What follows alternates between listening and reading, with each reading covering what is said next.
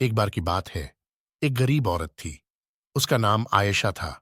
वह एक छोटे से गांव में अपने माता पिता और छोटे भाई बहनों के साथ रहती थी।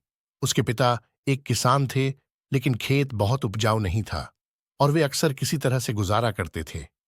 आयशा एक बुद्धिमान और जिज्ञासु लड़की थी। वह अपने आसपास की दुनिया के बारे में जानना पसंद करती थी।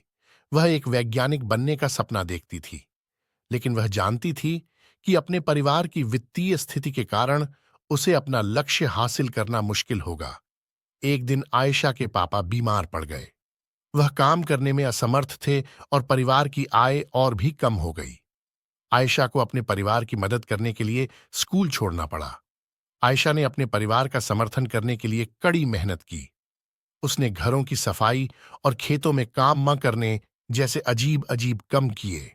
उसने स्थानीय बाजार में सब्जियां बेचना शुरू किया। अपने व्यस्त दिनचर्या के बावजूद आयशा ने अपने वैज्ञानिक बनने के सपने को कभी नहीं छोड़ा। वह देर रात तक पढ़ाई करती थी और स्थानीय पुस्तकालय से किताब उधार लेती थी।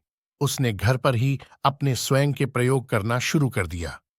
कई सालों की कड़ी मेहनत और दृढ़ संकल्प के बाद आयशा ने आखिरकार अपने सपनों को हासिल कर ही लिया।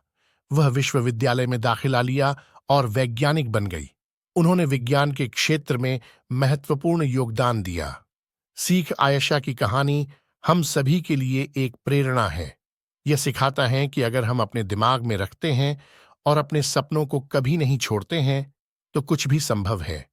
यह भी दिखता है कि हमारे जुनून का पालन करना महत्वपूर्ण है, भले ही यह मुश्किल हो।